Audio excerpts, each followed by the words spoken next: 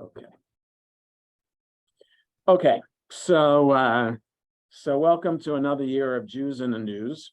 Some of these topics I might repeat because these topics come up frequently in the news. But this topic I don't think we have spoken about before. And what I wanted to do last week is talk about the elections. And I want to talk today about the U.S. elections, not from a partisan perspective. Okay, there's a lot I could say personally about my own personal politics, but that's not what this is about. I really don't want this to be about that. I want this in general.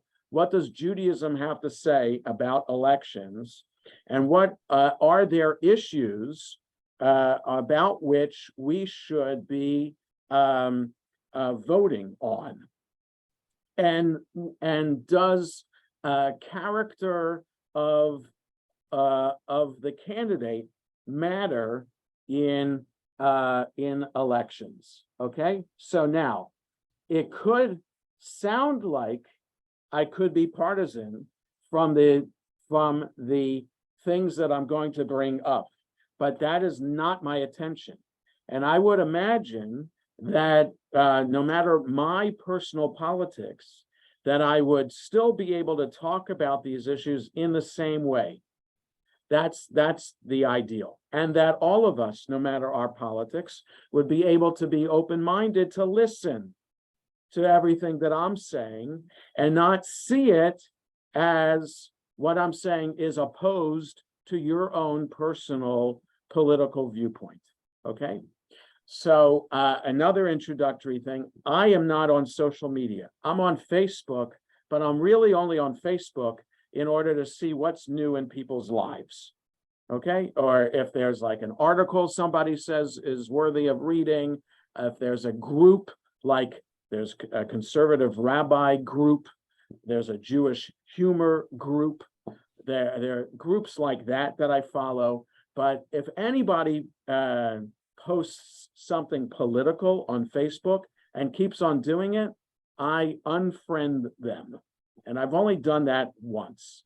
So that's all I do. I have a Twitter account, but I am never on Twitter. And I don't go on any of the other social media things. I don't read comments or anything like that. I think it has allowed me to remain sane, and it has kept my blood pressure reasonably at a reasonable level.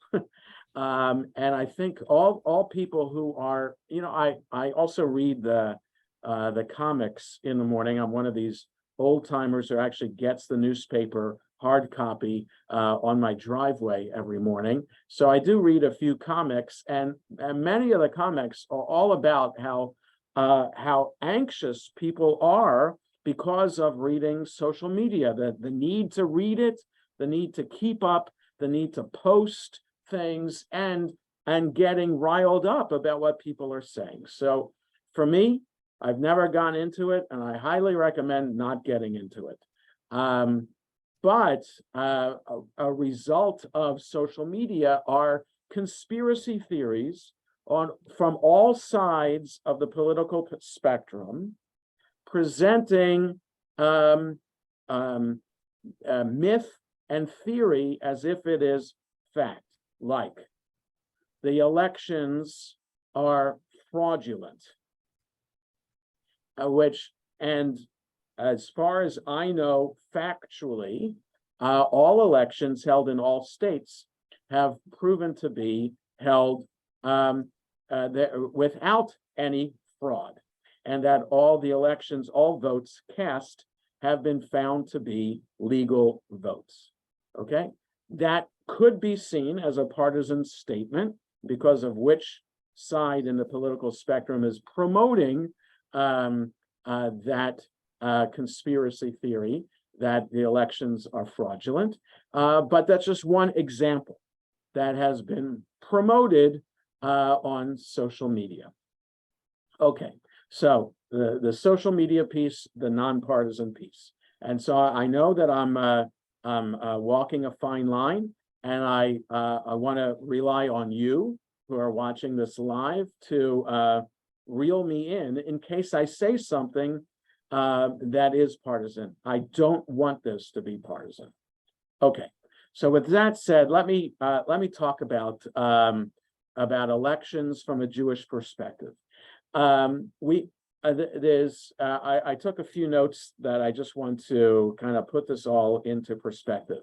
The idea of Jews voting in an election, right? Jews being citizens of a country in order to take part in an election is a relatively new phenomenon in the history of the Jewish people.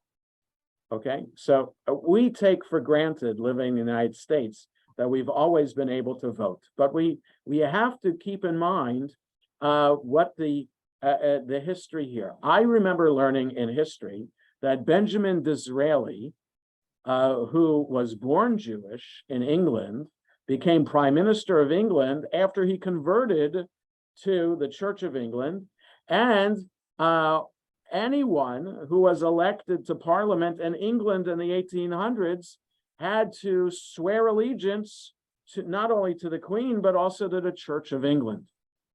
So that precluded Jews who wanted to remain Jewish from being part of the political system in England 200 years ago. Taking it back even further, we, Jewish people, haven't been considered equal citizens of a country until America in 1776 and France in 1789. And to qualify that statement, 1789, Napoleon himself had a council of Jews to decide whether the Jews would be included in the 1789 revolutionary things that happened. So it wasn't until 20 years after the French Revolution that Jews were included in the revolutionary things that happened in the French Republic. Okay, so it's only in the 1800s, but then 100 years later, 100 years after Jews in France were granted equal citizenship, was the Dreyfus Affair, where which was world news in the early 1900s, where Captain Alfred Dreyfus, a Jew, was convicted, was framed, and then convicted for treason, giving secrets over to Germany. It tore France apart. It was a big news around the world, and it led to the rise of Zionism, right? Theodor Herzl, as a correspondent for a newspaper in Vienna, was covering the Dreyfus trial, and that prompted him, so it was in the 1890s, prompted him to become a Zionist and to head up and found the World Zionist Congress and lay the groundwork for establishing the state of Israel eventually. Okay, so I know I'm going off on a tangent, but just to understand that our participating in democracy is only a 200-year-old phenomenon. Okay, and even at that, our standing within the country that has given us the right to vote was tenuous. Okay, there's always been anti-Semitism. There's always been well,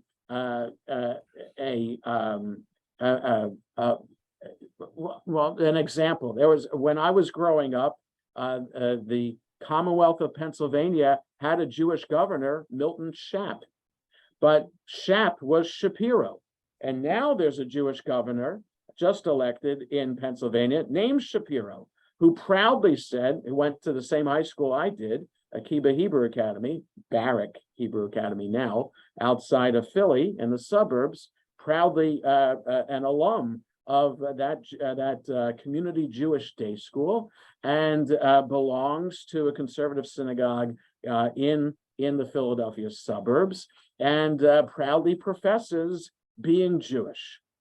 Whereas when I was growing up in the 70s in Pennsylvania, Milton Schaap changed his last name, or maybe his father changed his last name, kind of hiding the fact that he was Jewish, right? So some people look at all the actors and comedians who had to change their name who felt like they had to change their name in order to make it in Hollywood or as a celebrity. So even though Jews in America have always been part of the democratic process, right? Even Chaim Solomon helping to bankroll the American Revolution. So Jews have always been part of the democratic process. They haven't always been elected officials. Okay, so it's important to keep that in mind, and also to keep in mind our place throughout Jewish history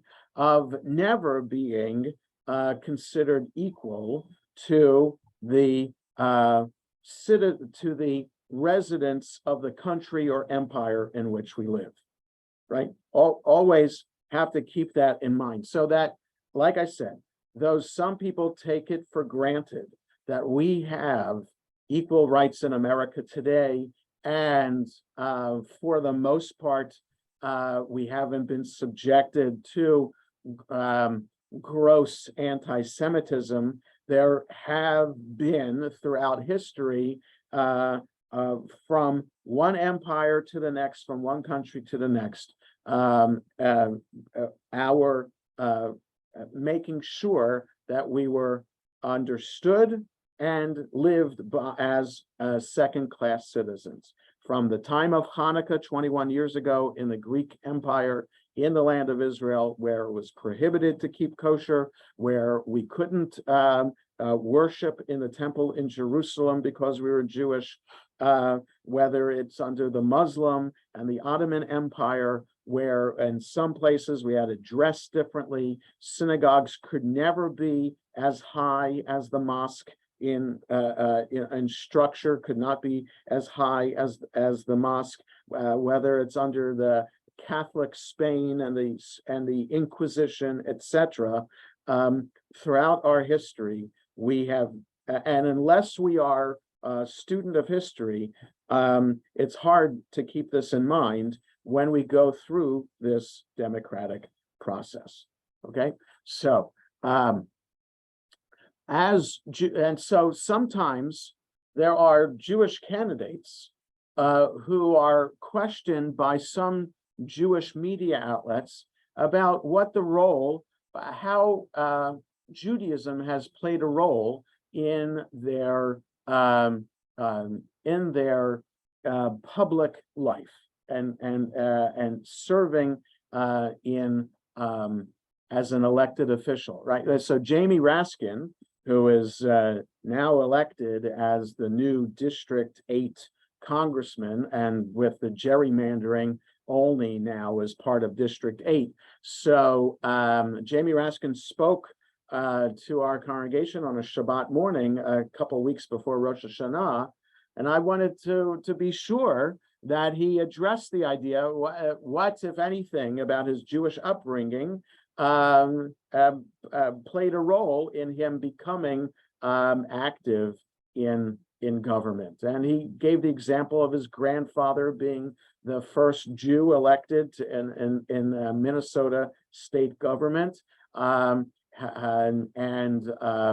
his mother being active in the Jewish women's organization Hadassah, and he gave the token, statements from Jewish tradition. If I am not for myself, if I'm only for myself, who am I? The statement of Hillel. So he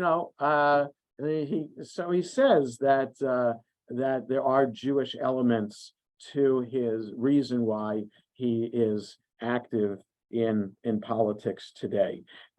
So there are individuals who are active in politics today who are asked about their Jewish background for that. And then there's also, the background of our ancestors themselves coming to America between the 1880s and the 1920s, this massive wave of immigration, and especially of Jews here, and taking advantage of being in the Goldene Medina, this, as they say in Yiddish, this golden land where opportunities are there not only to succeed financially, but also to make it within society. And Jews took advantage of that and became involved in social action issues, whether it's unions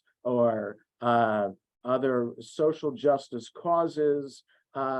Jews have always been involved in that. So it's from a public policy perspective that I wanted to spend a few more moments talking about.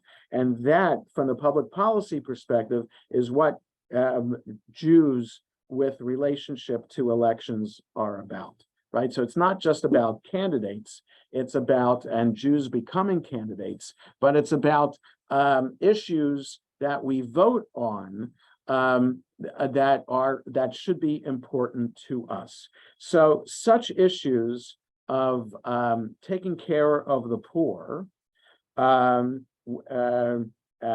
being honest in business practice, making sure that justice is blind, that is justice, the justice system is fair to all, and providing for the needs of the disadvantaged in the community. These are all issues that the Torah raises, right? We're supposed to leave the corner, if we're farmers in the land of Israel, we're supposed to leave the corners of our field for the poor. It doesn't say how big the corner should be. It's up to us to leave the corner of the field for the poor in the community. When we are harvesting, if anything falls out of our hands as we're gathering, we're supposed to leave it, not supposed to pick it up. If we forget to harvest a row, we're not supposed to go back and take care of it, because whatever is forgotten or whatever has fallen out of our hands as we're harvesting is intended to be left for the poor. When we designate food certain years of the 7-year cycle in the land of Israel, so as to designate them not just for the Levites, but also for the widow and the orphan in the community. When we sell things in the market and weigh things on a scale, we have to make sure that we have honest weights and measures when we are conducting business with other people. All right, so now the question is, are these individual, all these up to the individual to do, or are these aspects that should be done by the country or by the municipality, right? That's the question. Are these public policy issues, justice being blind, honesty in business practice, leaving the corners of the field, is this understood as up to each individual to maintain? Or is it up to the community to ensure that every individual in the community is doing it? So in other words, is this seen as Republican policy or Democratic policy, right? Just to make it simple, Republicans want less government. Democrats want more government. It's all about, how do we take care of people? Do we let individuals take care of other individuals, or do we impose government on to ensure that individuals are taken care of, right? And what I'm saying is, there's not one Jewish answer to that. What I mean is, Judaism doesn't teach us to be Democrat or Republican. We could understand it either way. That we could either leave it up to our own conscience, our own religious conscience, to be as good and as generous and charitable as possible, or we can rely on the community imposing its will on us to ensure that we are taking care of everyone in the community. There is no right way to interpret what the Torah says. Okay, so I just want to point that out, that we might think, and that historically Jews have been, before the 1980s, most of the Jews in America voted Democrat. Okay, it's just look at the statistics. I'm not giving a partisan perspective here. I'm just look at the statistics, and you know that before the 1980s, most Jews in America voted Democrat. And some people thought that that was a Jewish, that was something, there's something Jewish about being Democrat. And what I'm pointing out is that that's not necessarily so. We might understand the Torah as imposing community, imposing ideas on the community to take care of individuals in the community. But we could also understand it as the Torah teaching it's up to each individual on their own to do the best they can. Okay. The other aspect I wanted to bring up, two other things. What is, are Jews a one-issue voter? And that has been a question that Jewish media outlets have asked over the years. Do we vote for a candidate and a party that best supports Israel or not? Right. And so some think, some in the Jewish community, some outside the Jewish community, think that Jews are just a one-issue voter, and that if a candidate, if a party, the more it supports Israel, the more likely that that candidate or that party will get the Jewish vote. And it's not so clear anymore. Now, though it may have been the case a while back, I don't think it's the case anymore that you can say in a blanket kind of way, Jews are one issue vote. And I might say that, and you can criticize me for being partisan here, but when President Trump a number of years ago, in speaking to a Jewish audience, spoke about the Prime Minister of Israel as your Prime Minister, speaking to American Jews, talking about Bibi Netanyahu as your Prime Minister, that highlights the idea, the perspective that some might have that Jews in America are citizens of Israel too, and care more about Israel than they might care about America, and that the Prime Minister of Israel is our Prime Minister. Okay, so I was offended by that, and I think all Jews in America should be offended by that statement. No matter how much we support the state of Israel, the Prime Minister of Israel is not our Prime Minister unless we went to Israel to vote. And then, yes, he's our Prime Minister. There are Israelis who live in America who do go back or either vote at the embassy or consulate or go back to Israel to place their vote.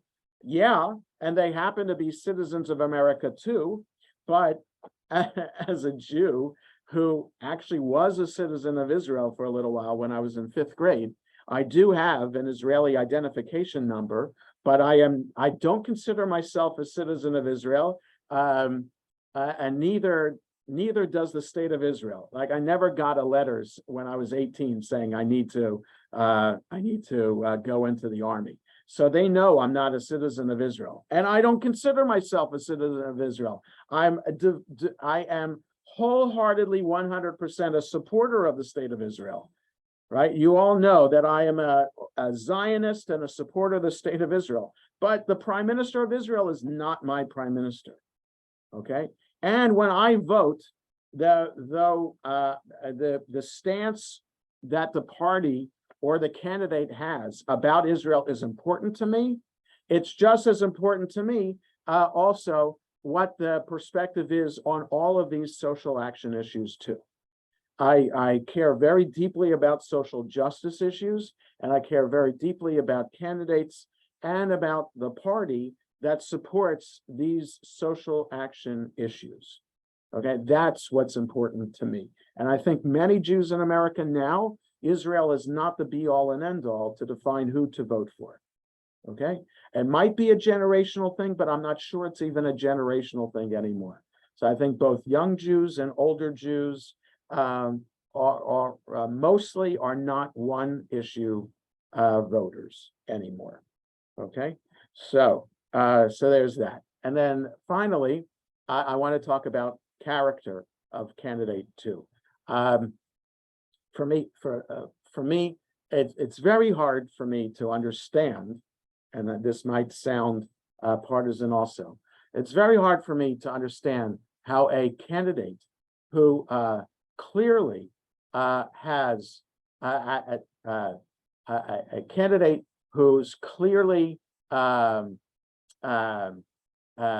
sexist and clearly has had, let's say it this way, troublesome relations with women, and promotes conspiracy theories, how a candidate like that can garner so much support in America. So, because I think character is important. I understand, no matter what party a candidate represents, politicians most likely are corrupt in some way, right? No candidate is a perfect person. We might want to think that candidates represent our values, and I would think that that's important in voting for a candidate, especially for president of the country, that the president represents us as Americans in the best way possible. I think that's important. And I can't understand why character doesn't seem to be so important for so many Americans. Character is extremely important. It's a Jewish perspective on that. In other words, the Torah teaches us how to be a good person, and the Torah teaches us how the king of the nation of Israel should conduct himself as king. And the main thing the king has to do is to write a Torah and keep the Torah with him at all times. So by nature, the king, the political leader of the people of Israel, has to be constantly reminded that he is not the be-all and end-all of power in the country of Israel, but rather the Torah is. And that even the king, the most powerful, wealthy person in the land of Israel, is subservient to Torah and to God. And so character is everything when it comes to leader. And the Bible points out the failure in character of most of the kings of Israel, if not all of them. It's rare that there is a king that is considered righteous. Even King David is considered righteous. I don't know why, because of what his relationship was with Bathsheba, and sending Bathsheba's husband to the front lines in order to guarantee that he would be killed, so that then his adulterous relationship with Bathsheba would no longer be adulterous, and that she would be available to him. How could a person like that be considered the most righteous king among all the kings of Israel, and to have written the book of Psalms that we read every day, 3 times a day in our prayers? And some traditional Jews read the entire book of Psalms every single day. So just saying that every king of Israel had character flaws, even many worse than King David, in that they were idolatrous and brought idols into the temple in Jerusalem. All the kings were weak, failed leaders. But the Torah provides us with the commandment that the king needs to abide by Torah. So character is important, and so for me it's important. Though I keep it in perspective, understanding these are politicians.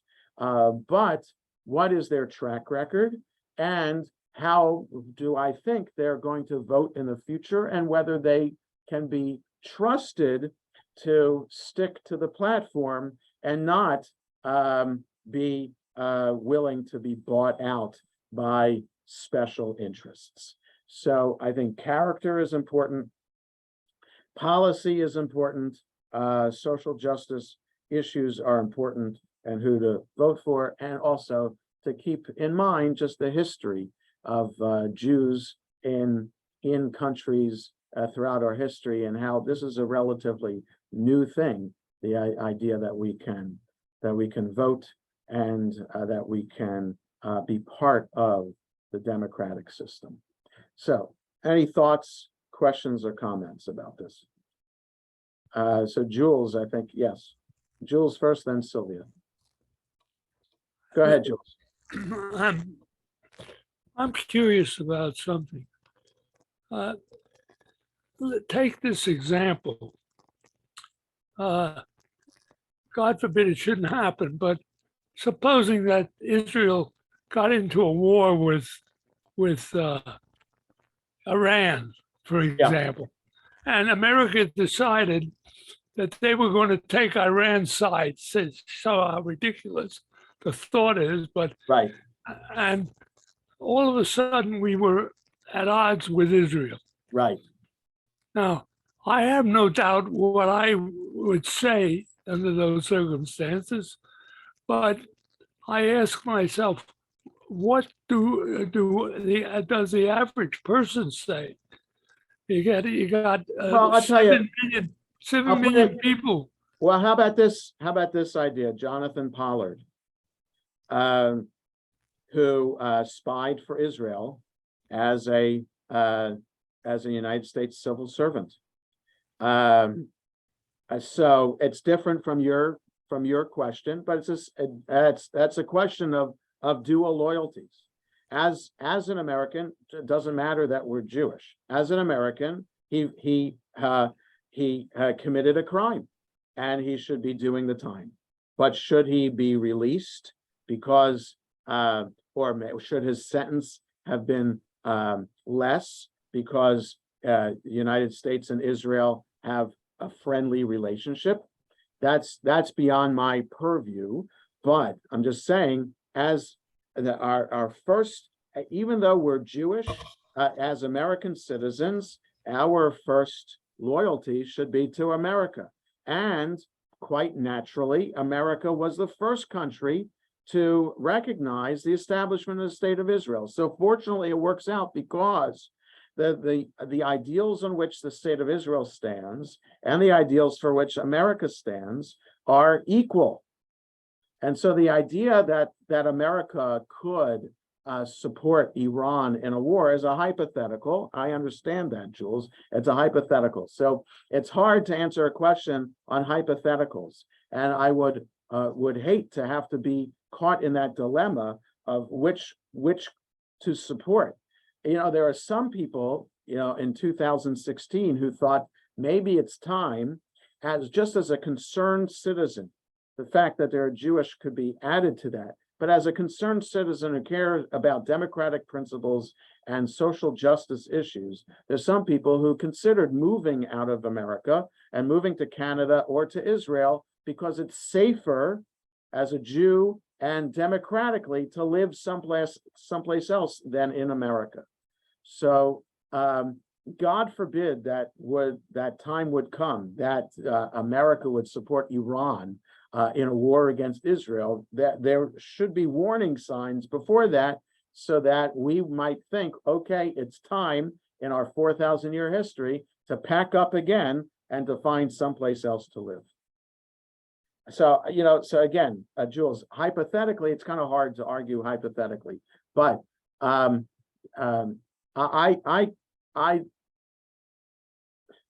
was born and raised in America. I care deeply about America. I'm a student of history, and I understand how unique the Jewish life in America is in the scheme of Jewish life in countries in 4,000 years. How lucky we are to be living in America. But because I'm a student of history, I always am looking over my shoulder. Okay, and that's the tragic condition of the Jew, that we are always looking over our shoulder. Sylvia. Well, now, what I'm going to say is insignificant, thanks to Jules. Yeah. This turned into an interesting statement. Yeah. But I was going to say that everything you said until Jules brought up his statement is you're preaching to the choir. To the choir, right? Everything you're saying is exactly what I think most people watching, who I know most of them, would feel the same way. But I wanted to hear, don't be afraid to say what you want to say. And why shouldn't we be able to say, hey, everything you're saying is about Trump. We don't want him. What is so terrible about that? Because Sylvia, I don't want this. A discussion of politics is important. And I know people are involved in discussion of politics.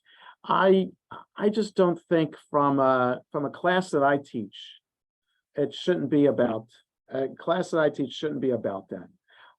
I think it's more important to step beyond a candidate and understand. So I took a risk in 2016 on Rosh Hashanah before the election in 2016 to take a stance. I didn't come right out and say vote for Hillary Clinton, but I just about did that.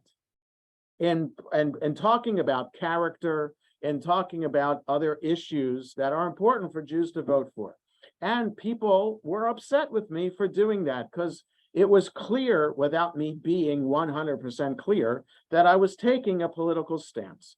So I firmly believe that rabbis have the right to comment on politics, but we have to do so carefully. And as the Hebrew phrase says, Hamevin Yavin, one who understands will understand, right? So you know what I'm saying, but I don't want to come right out and say it, Sylvia, because I don't think it's right for me to do that in this setting. Okay.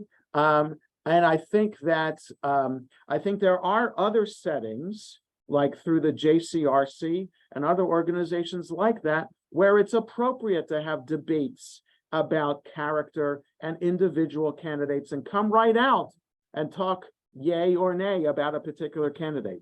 Those organizations, yes, they should do that. I'm not so sure that synagogue is the place to do that. Certainly not on a Shabbat morning. And I also think not in a class like this that I can teach. And to sponsor a political or a candidates forum, I think we can do that, but we also have to be very careful of our nonprofit status as a 501c3 organization. You know, we were treading on thin ice by having Jamie Raskin speak to us in September. Okay, he hadn't been elected yet as the congressman for our district. We should have, and it's a good thing nobody brought us up on it, we should have had his opponent here as well. Okay, but understanding the demographics of District 8, and as it turned out, the beginning of the month on election day, he overwhelmingly won. But in theory, in September, we should not have had him. It would be better to have had him after the elections, and that would have been fine. So synagogues tread lightly, have to be treading very carefully when it comes to talking about candidates. Arnie. Now I can't hear you. All right. There you go. My comment is, I don't disagree with the things you said, in like theoretical things. But what I do see is happening is lots of transitions that are frightening on both sides of the aisle. Yes. Like, for example, the extremism on the right, Yes. you were talking about, Yes. is disturbing. Yes. The extremists on the left. No, absolutely. I didn't talk about it, but yes, you're absolutely right. absolutely right, is at the, right. So, And as a person who, I mean, I think I was always, I grew up with my parents, very democratic thinking, and sort of started out voting straight Democrat, right, but I voted for Hogan. I'll say it out loud. I thought Right. he was a good guy. I voted for um, Hogan too. And I voted for many Republicans. Yeah. Um, Right, because the issue is, in the Arnie, years. the issue is to rise above the candidate and understand the policy and who best represents what we think are the values that should be supported. So, and it turns out if it's a Republican candidate, a moderate Republican, okay. If it's a moderate Democrat, okay. And I'm agreeing with you, Arnie, that the extremes of the Republican Party, as embodied in a particular candidate, and the extremes of the Democratic Party as embodied in far left candidates, Congress people, right? The Gang of Four, like in Congress, etc. So, what kind of influence do the extremes have on the bulk of the party, right? And that's in other words. So the extreme left in the Democratic Party, how much does that affect the support of Israel? And how much then will that affect the support that the Jewish community might have for Israel? Now, the far right of the Republicans support Israel 100%. But then there are other issues that you have with the far right of the Republican Party that could, even though Israel, don't worry about Israel. Embassy is established in Jerusalem now. Yay for that. But you got other issues that you have to weigh. What are the pros and cons? How many of the issues do we support? How many of the issues do we not? And it's sometimes if it's a Republican candidate, okay, that's fine. And sometimes if it's a Democratic candidate, okay, that's fine too. So we don't need to have to be one party people, and at the same time, we shouldn't be one issue people either. And but Yeah, go ahead. add one other thing that is, I felt that the issues that you laid out, some of them are, for example, the one that I did not exactly agree with is, though we have an obligation to worry about the poor, Yes, to be charitable, I find it very difficult to support another organization making my decisions about my charity. So, for example, Yeah. I do not give to the UJA. I give to Okay. I give to organizations that I care about. yeah, that's mean, fine. I give lots of money to Jewish Yeah. organizations, but I No. don't want to do it. Arnie, that just in a highlights group way. my point, that there is no one way based on the Torah of understanding how to support the poor in the community, right? So there are a variety of ways to do that you can fulfill the mitzvah of supporting the poor and the disadvantaged, right? So yes. In other words, I don't think the government owns that job. I We- understand that. I understand that, and that's a Jewish perspective. So we can agree to disagree. I think that there aren't enough individuals to take care of the poor in the country, and that's why I think it's important for the government to take care of the personal example is my brother. My brother is intellectually disabled, lives in a group home that's totally supported by this Commonwealth of Pennsylvania. Thank God for that. And without that, we would have to support my brother. And that's not fair to people like my brother to be supported by their families if their families can't afford it. And so I think it's the state's responsibility to take care of people like my brother. Okay, so that's just a different perspective on this idea of the role of government in vis-a-vis people who need help. Okay, so that's my perspective, and I totally understand the other perspective that government shouldn't be involved for whatever reasons. Saul. Yeah, I have two things. One is, Yeah. I didn't like your answer to Jules. I thought it was through analogy. But I've had experience at work where people would come in my office. I remember in 1973, and Ah. they said, if we send the troops into Israel, to get them to, give the Arabs their own Right. state, what will you do? Ah. Just like that. Right, I told them that I would back the US, but I would try through the political process, what to try to change that policy. And they didn't buy that because that's what people think. Okay. Non-Jews think. And I had another incident later on, which had to do with, why don't you want to give back? And they talked to me like I'm from Israel. Okay. right, Why don't you want to go back to the 1967 border and stuff Right. like right, so my response to them was, I don't want to talk about this at work, right, right. and So, because partially I don't know all the details. I know what I Right. read, right, and it's like talking to an evangelical about different things in the Bible, right, right. because they've So- been trained in how to answer that. So I don't know if you want to comment on that. Yeah, so I will, and we'll actually end with this unless somebody else has a question or comment. So the idea that, Israel, our position on Israel, no. Often, let's say it this way, often Israel, a position on Israel is hard to distinguish from a position of anti-Semitism. In other words,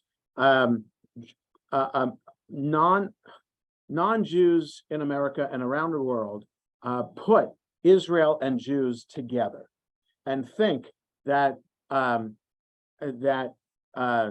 whatever Jews think, they are supporters of Israel, and that we are diehard, that our first and only loyalty is to the state of Israel. And some people might argue, those people who put us together, Israel and Jews around the world together, some people might argue, no, I can be anti-Israel and still be supportive of Jewish people. And it turns out that some organizations like the Boycott, Divestment, Sanctions, BDS, and other political viewpoints like that, take a position on Israel that also happens to be anti-Semitic. Okay, so that a statement like what you encountered in 1973, as a Jew working where you were working, and people thinking that automatically you're a citizen of Israel and you're loyal to Israel, that's hard to separate out for the average American non-Jew to understand. So it's very difficult to explain to people that we are Americans and we happen to be Jewish too. And yes, we support the state of Israel, but we support lots of other things too, and support lots of other governments around the world too. It's hard to the easier thing in conversations like this at work is to have a pat, short, easy answer to give to somebody, and the answer about Jews and Israel is not a short, easy answer, and people's eyes glaze over if you start trying to explain things to them. So it's been a decades-long problem in trying to reconcile and explain these issues to people. So, I mean, that's the best I can do in the time we have left, Saul, to answer your question. I wasn't poo-pooing. I didn't mean to poo-poo Jules's question, which is similar to what you were bringing up. I'm just saying that it's very difficult to explain to people. I mean, just look at the former president of the United States who represents that issue, thinking that, and speaking to a Jewish audience, that the Prime Minister of Israel is our Prime Minister. So, right, and he should know better. And everybody should know better, right? That American Jews don't vote in the Israeli election. And Yeah, but that's how a lot of people think. it is how a lot of people 'Cause think. they and don't really know who Jews are. Right, right. And that's our problem. It's a PR problem.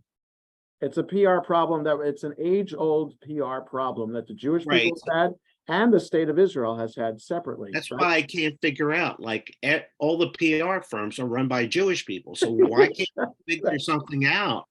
Right.